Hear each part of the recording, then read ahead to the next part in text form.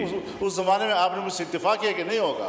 لیکن آج وہ سب کچھ جو مغرب چاہتا ہے، جو مغرب کی خواہشات ہیں، ہم اس کی پیروی کر رہے ہیں۔ چنانچہ ایک رسول اللہ صلی اللہ علیہ وسلم کی حدیث آپ کو بتاتا ہوں۔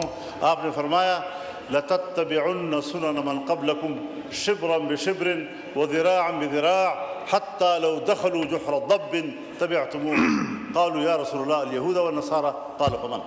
ایک زمانہ آئے گا جب تم بالشت اور قدم قدم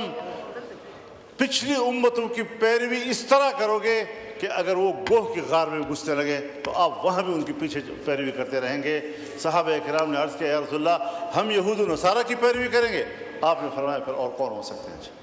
آج آپ مغرب یہود و نصارہ کی پیروی کرتے نظر آ رہے ہیں، اور یہ مسلمان قوم 25 کروڑ پاکستانی مسلمان قوم کے شاعر نشان نہیں ہے۔ ذرا اس حوالے سے ہمارے چہرے کو خدا کے سامنے پیش ہونے کے قابل بنا دیں۔ جب ہم کہتے ہیں کہ نبوت مکمل ہو چکی ہے،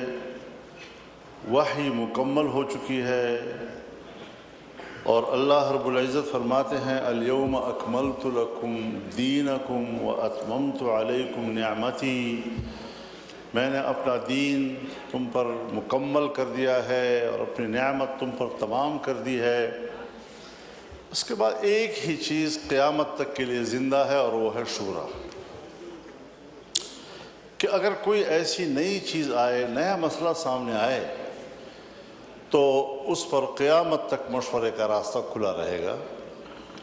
اور جب مشورے کا تصور آتا ہے تو پھر وہاں ظاہر ہے کہ اس میں اجتہاد بھی ہوتا ہے، رائے بھی بنائی جاتی ہے۔ اور جب ہمارا ملک مشترک ہے، ہمارے ملک کا آئین ہمارا مشترک ہے، قانون ہمارا مشترک ہے، اور آئین و قانون کا احترام ہم سب کے اوپر برابر کا، یعنی ایک اس کا احترام واجب ہے، تو یہ اچھی بات ہوتی ہے کہ کوئی آئینی ترمیم آئے تو اس پر مشاورت ہو، کوشش کی جائے کہ آئین متنازع نہ ہو، سب کو آن بورڈ لیا جائے، سب سے بات چیت کی جائے، ان کا اوپینین لیا جائے، پھر اس کے بعد ایوان کی مرضی ہے، اس کی اکثریت جو فیصلہ کرے یا 2/3 اکثریت جو فیصلہ کرے اس کا سب احترام بھی کرتے ہیں اور اس کو قبول بھی کرتے ہیں۔ لیکن 27ویں ترمیم میں ایسا نہیں ہوا۔ یہی وجہ ہے کہ آپ کے آئین کا یہ 27ویں ترمیم اسی طرح متنازع ہوگا جس طرح کہ 18ویں ترمیم سے پہلے کی ترامیم کسی نہ کسی حوالے سے متنازع تھیں، اور آئین کے متفقہ ٹائٹل کے اوپر یہ ایک زخم تصور کیا جائے گا، ایک خراش تصور کیا جائے گا کہ یک طرفہ طور پر ایسا کیوں کیا گیا۔ دیکھیے سن 1973 میں جناب ذوالفقار علی بھٹو صاحب کی پیپلز پارٹی 2/3 اکثریت میں تھی، اور 2/3 اکثریت سے وہ پورا آئین پاس کر سکتا تھا، لیکن انہوں نے مذاکرات کیے، طویل مذاکرات ہوئے، اور ان کے نتیجے میں پہلے عبوری آئین آیا، پھر اس کے بعد مستقل آئین آیا، اور تمام صوبوں کو اعتماد میں لیا گیا۔ تمام سیاسی جماعتیں، مختلف الخیال جماعتیں، مذہبی جماعتیں، قوم پرست جماعتیں، سیکولر جماعتیں، رائٹسٹ، لیفٹسٹ، سینٹرلسٹ، سب کو اعتماد میں لے کر ایک متفقہ آئین قوم کو اور ملک کو مل گیا۔ ہم نے 18ویں ترمیم میں بھی یہی مظاہرہ دیکھا کہ پورے ایوان نے 9 مہینے محنت کر کے، 9 مہینے کے طویل عرصے میں ہم نے ایک ترمیم تیار کی اور ایوان میں آ کر متفقہ پاس کر لیا۔ یعنی میں اس نتیجے پر پہنچا، یہ میری زندگی کا ایک تجربہ تھا کہ ہم بڑوں کی بات کرتے تھے کہ وہ بڑے تھے اور ان کا تجربہ تھا اور ان کی بالغ نظری تھی، اور وہ کس طریقے سے آپس میں بیٹھ کر اختلافات کو سامنے رکھتے ہوئے مسائل کو حل کرتے تھے، لیکن جب 18ویں ترمیم 9 مہینے کے محنت کے بعد ہم نے تیار کی تو یہ اندازہ لگ گیا کہ الحمدللہ آج بھی دنیا کوئی گئی گزری نہیں ہے، اور آج بھی ہمارے پارلیمنٹ اور ان کی پارٹیاں، ان کی قیادت کے اندر یہ صلاحیت موجود ہے کہ وہ باوجود اپنے اپنے منشور کے، اختلاف رائے کے، وہ ایک اتفاق رائے پہ پہنچ سکتے ہیں۔ لیکن جب 26ویں ترمیم آئی، ٹھیک ہے ہمارے پی ٹی آئی کے دوست براہ راست اس میں شریک نہ ہوئے، لیکن وہ رابطے میں رہے، اور جو بھی ڈیولپمنٹس ہوتی تھی جے یو آئی اور گورنمنٹ کے درمیان، ہم اس سے ان کو آگاہ کرتے تھے، ان کی رائے لیتے تھے، ان کی تحفظات نوٹ کرتے تھے، ان کا اختلاف رائے نوٹ کرتے تھے، پھر آپ کے سامنے ہم رکھتے تھے، اور 1 مہینہ 1 ہفتے کے اندر اندر ہم نے اس پر ایک اتفاق رائے حاصل کر لیا اور ایک قانون بن گیا، آئینی ترمیم ہو گئی۔ لیکن 27ویں ترمیم کے اوپر یہ جو جمہوریت کا ایک حق ہے، یہ جو پارلیمان کی ایک شائستگی ہے، وہ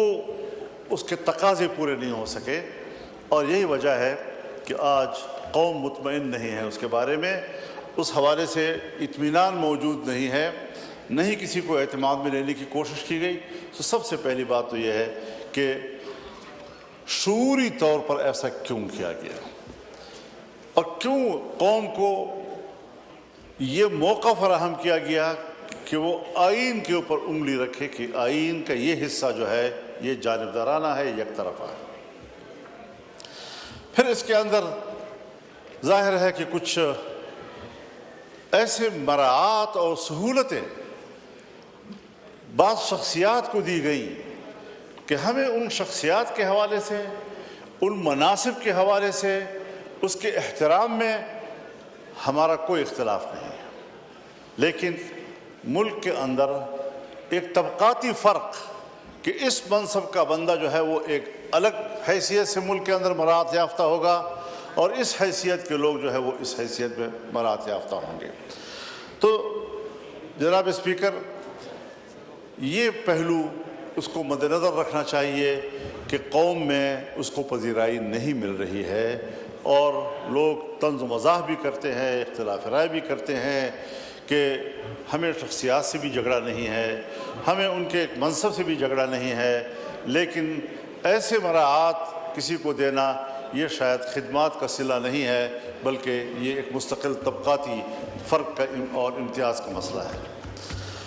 جناب ہمارا قانون سازی 26ویں ترمیم میں بھی ہوئی، وہاں پر ہم نے کچھ ترامیم پیش کی تھی، سود کے حوالے سے بھی اسی طریقے سے ہم نے شرعی عدالت کو طاقتور بنانے کا آئینی راستہ اختیار کیا، ہم نے اسلامی نظریاتی کونسل کے سفارشات کو ڈیبیٹ کے لیے پارلیمان میں پیش کرنے کا دستوری حق حاصل کیا۔ 1 سال سے زیادہ عرصہ گزرنے کے باوجود اس وقت تک اسلامی نظریاتی کونسل کی ایک سفارش بھی ڈیبیٹ کے لیے پیش نہیں ہو سکی۔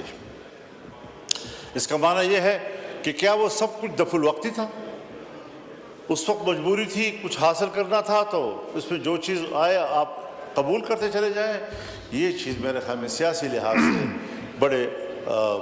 بونے پن کا مظاہرہ ہے، اس طریقے سے سوچنا کہ جی بس ٹھیک ہے ڈنگ ٹپاؤ اور بات مانو، اور آگے پھر اس کے بعد جی ایک قانون بنا دینی مدارس کے حوالے سے اور سوسائٹی ایکٹ کے تحت رجسٹریشن کے حوالے سے، دوسرا ابھی تک اس حوالے سے کوئی رجسٹریشن نہیں ہو رہی، بلکہ یہ سب گواہ ہیں، پورا ایوان گواہ ہے کہ جب قانون پاس ہوا تو قانون میں یہ ڈرافٹنگ ہم نے نہیں کی تھی، یہ ڈرافٹنگ گورنمنٹ نے کی تھی، اعظم تارڑ صاحب کی طرف سے یہ قانون آیا تھا، اور اس میں صرف ان مدارس کا ذکر تھا کہ جو 1860 کی سوسائٹی ایکٹ کے تحت رجسٹر ہونا چاہتے ہیں، جی ٹھیک ہے، لیکن کچھ اور تنظیمیں تھیں کہ جو وزارت تعلیم کے تحت ایک جو ڈائریکٹریٹ ہے اس میں اس کو ضمناً ایک اختیار دیا گیا۔ جی ٹھیک آج ہے، ہمارے ڈپٹی کمشنرز، ہمارے انتظامیہ خاص طور پر پنجاب میں ٹھیک ہے. علماء کرام کے ہاتھ مروڑ کر انہیں کہتے ہیں کہ آپ نے وزارت تعلیم کے تحت جانا ہے، حالانکہ وہ چیخ چیخ کر کہتا ہے کہ نہیں. اور پھر اگر وہاں جاتا ہے تو پھر مدرسہ بھی ٹھیک ہے، پھر رجسٹریشن بھی ہو جاتی ہے، پھر اکاؤنٹ بھی کھل جاتے ہیں، اور اگر دوسری سائٹ پر وہ رجسٹریشن کرانا چاہتا ہے تو اس کے لیے رکاوٹیں پیدا کی جاتی ہیں. مولانا صاحب اجازت دیجیے تاکہ ایجنڈا کافی ہے اور میرے سے کوئی زیادہ دیر بیٹھا نہیں جا رہا. میں کچھ چیزیں تھوڑی دیر ریکارڈ پہ لانا چاہتا ہوں، کوئی لمبی چوڑی میں تقریر کرنے کا ارادہ نہیں ہے. آج جو قانون سازیاں ہوئی ہیں اس حوالے سے ذرا آپ سوچیں بھی کہ اگر 18 سال سے کم عمر کو آپ آئین کے مطابق یا قانون کے مطابق اس کو بالغ تصور نہیں کرتے تو معاشرے میں کتنی پیچیدگیاں آتی ہیں. اور آپ نے 18 سال سے پہلے کے نکاح کو، شرعی نکاح کو، اس کو جنسی زیادتی سے تعبیر کیا ہے. آپ نے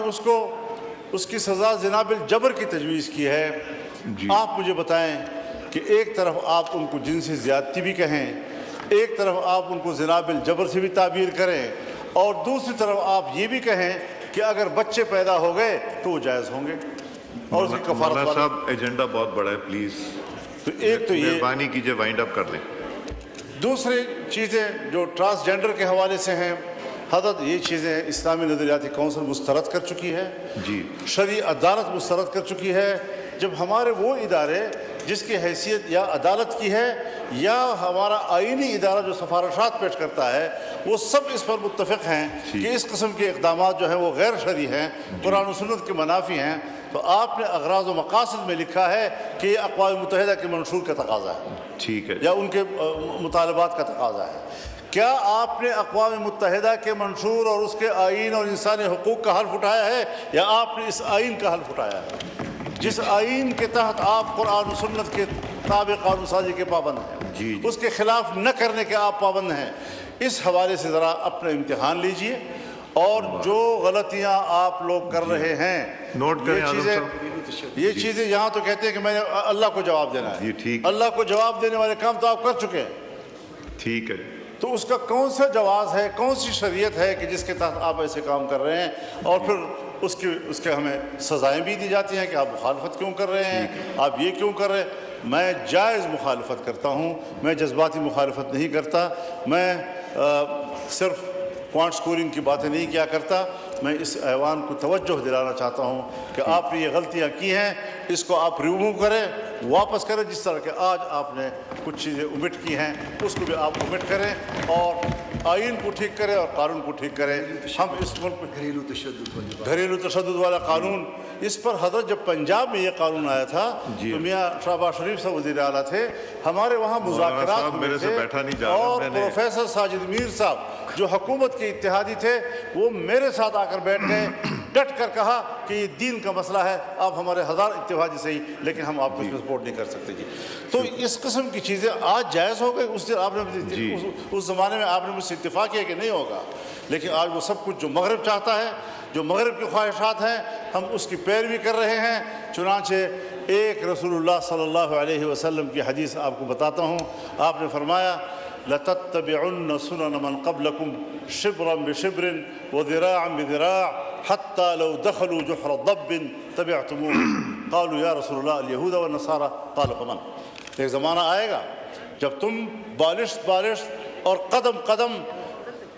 پچھلی امتوں کی پیروی اس طرح کرو گے کہ اگر وہ گوہ کی غار میں گھسنے لگے تو آپ وہاں بھی ان کی پیچھے پیروی کرتے رہیں گے. صحابہ کرام نے عرض کیا یا رسول اللہ ہم یہود و نصارہ کی پیروی کریں گے؟ آپ نے فرمایا پھر اور کون ہو سکتے ہیں؟ آج آپ مغرب یہود و نصارہ کی پیروی کرتے نظر آ رہے ہیں، اور یہ مسلمان قوم 25 کروڑ پاکستانی مسلمان قوم کے شاعر نشان نہیں ہے. ذرا اس حوالے سے ہمارے چہرے کو خدا کے سامنے پیش ہونے کے قابل بنا دیں.